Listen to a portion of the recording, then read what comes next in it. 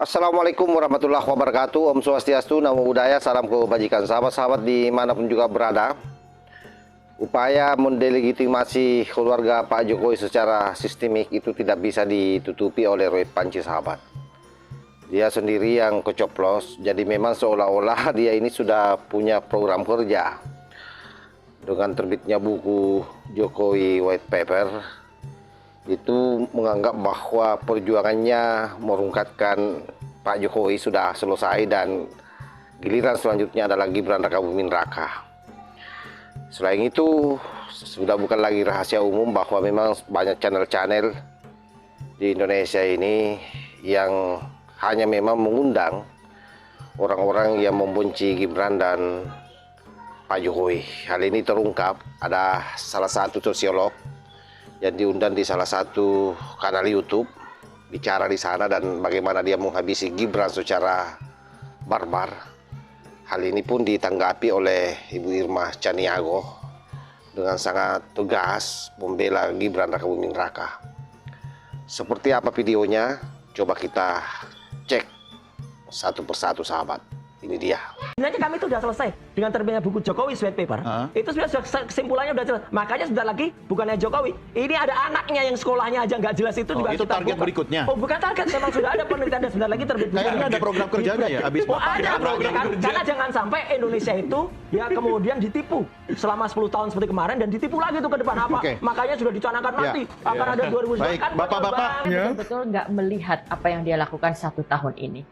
Saya pernah menonton secara serius apa yang dia bicarakan saat bicara AI misalnya, AI, tapi saya juga tidak merasa bahwa dia paham apa yang dia bicarakan. Dia mengendorse agar AI diajarkan di sekolah misalnya, tapi dia tidak paham bahwa sekarang goalnya itu bukan soal bagaimana AI diajarkan di sekolah, tapi menyiapkan sumber daya manusia ini untuk menjadi orang yang siap memakai AI. Misalnya kita mengajarkan cara pakai AI yang sekarang, tahun depan AI-nya sudah berubah. Jadi yang harus disiapkan sumber daya manusianya, dididik dengan benar. Nah, dia nggak pahamnya kayak gini. Ketika dia bicara bonus demografi di YouTube, juga tidak dalam konteks dia memahami itu. Lalu saya juga melihat bagaimana ada sebuah forum, ada petinggi militer dan sebagainya. Petinggi militernya nyampein apa, lalu Gibrannya jawabannya nggak nyambung. Halo pemirsa di seluruh Indonesia, kali ini saya mau spill Oki Madasari. Saya terus terang saja agak sedikit terganggu dengan segala aktivitas Mbak yang satu ini. Kenapa? Sebagai sastrawan dan sosiolog, tapi kerjanya kok ngata-ngatain, kerjanya nilai-nilai Gibran, ya, kemudian ngomong-ngomongin Jokowi mulu. Anda ini sastrawan, sosiolog, atau buzzer? Buzzer kali, Bu. Anda kan harusnya tahu bahwa Gibran itu adalah wakil presiden. Yang punya polpen, yang punya bolpen itu Prabowo presiden. Dia akan jalan, dia akan kerja kalau diperintah presiden. Dan Anda tahu bahwa setahun ini Anda bilang Gibran nggak melakukan apa-apa, berarti Anda buta. Anda nggak melihat. Salah satu yang besar adalah ketika dia mewakili Prabowo di KTT 20 Afrika. Betul. Anda tahu nggak itu? Bagaimana dia bicara sangat bagus. Sebelumnya, Anda juga nggak tahu kalau dia selalu belusukan kemana-mana. Datang ke berbagai daerah. Anda lihat dong dengan mata. Ya, jangan lihat hanya dengan ketidaksukaan saja. Anda seorang sastrawan, sosiolog. Anda harusnya tidak menjadi, mohon maaf ya, saya menilainya Anda sebagai buzzer. Oke. Saya lihat di mana-mana Anda selalu jelek-jelekin Gibran. Ya seolah-olah dia anak SD yang nggak tahu apa-apa. Anda harus paham loh. Dia pernah jadi wali kota. Berhasil lagi. Dan kalau Anda ingin menyalahkan, ya salahkan Pak Prabowo yang mengajak dia untuk mendampingi Pak Prabowo. Berarti Pak Prabowo kan tahu kapasitas Gibran. Kalau nggak tahu kapasitas Gibran, tentu Pak Prabowo nggak akan ambil Gibran sebagai wakil. Betul banget. Jadi Anda ini sebenarnya buzzer atau apa gitu. Di mana-mana saya selalu lihat Anda menjelek-jelekkan keluarga ini. Oki Madasari, ya, Anda sudah melakukan apa untuk negeri ini? Nyinyir, Bu. Apa sih yang Anda buat untuk negeri ini? Jasa apa yang udah Anda lakukan untuk rakyat Indonesia? Kata-katain Gibran. Setidaknya Gibran, dia pernah jadi wali kota, berbuat untuk rakyat Solo. Nah sekarang dia adalah wakil presiden, dia juga berbuat. Dia pergi ke seluruh pelosok tanah air, menjalankan fungsi dan tugasnya sebagai wakil presiden. Jangan mentang-mentang Anda seorang sastrawan, ya sosiolog, Anda merasa lebih pintar dari dia. Nggak bisa begitu juga, Oki. Ya, Tuhan memberikan seseorang rezeki itu karena Tuhan tahu. Karena Tuhan tahu apa yang harus diberikannya ke orang ini. Jadi kalau Anda ya selalu bicara negatif terhadap Gibran, saya kira Anda harus ngaca dulu deh. Ya, Anda nggak ada papanya juga kalau menurut saya dibandingkan Gibran. Karena capaian Anda jauh di bawah Gibran. Banget. Jadi Mbak Oki, sekali lagi saya ingin sampaikan, mohon maaf. Ya, bicaralah sebagai seorang sastrawan, seorang sosiolog. Bicara AI, ya jelas aja, dia kan anak muda. AI memang selalu berubah.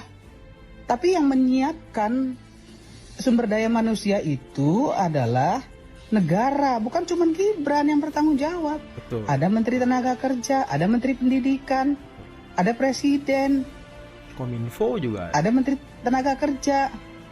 Kok semuanya Anda serahkan sama Gibran?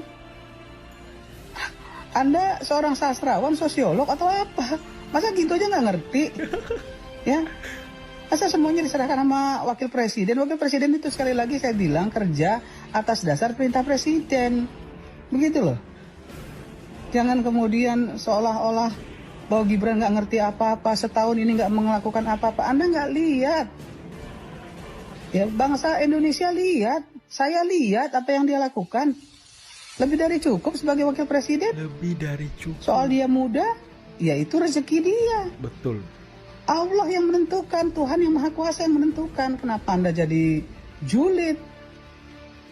Saya kira Anda harus lebih bijak, Oki. Ya, sebagai sastrawan, sebagai sosiolog, Anda harusnya lebih bijak. Ya, kalau Anda merasa lebih pinter, Anda tentu sudah berada jauh di atas dia. Itu. Jadi jangan juga kemudian kerja Anda kesana kemari hanya sekedar nyinyir kepada keluarga Jokowi, kepada Gibran terutama. Nggak pantas, ya. Nggak pantas karena Anda menurut saya juga nggak lebih baik dari Gibran. Wah, keren. Gibran malah jauh lebih baik dari Anda. Kenapa? Karena capaiannya adalah sebagai wakil presiden. Oke, salam ke Indonesia. Jadi saya kira jelas ya, apa yang dipertontonkan oleh Roy Suryo ataupun Oki ini adalah merupakan bentuk delegitimasi terhadap keluarga Pak Jokowi yang dilakukan secara sistematis, dan saya kira dia tidak bekerja sendirian. Sekali lagi bahwa agenda yang mereka jalankan ini bukanlah sesungguhnya mencari kebenaran, tetapi tidak lebih bagaimana supaya agenda politik 2029 terutama Pak Jokowi dan keluarganya itu terhambat, sahabat.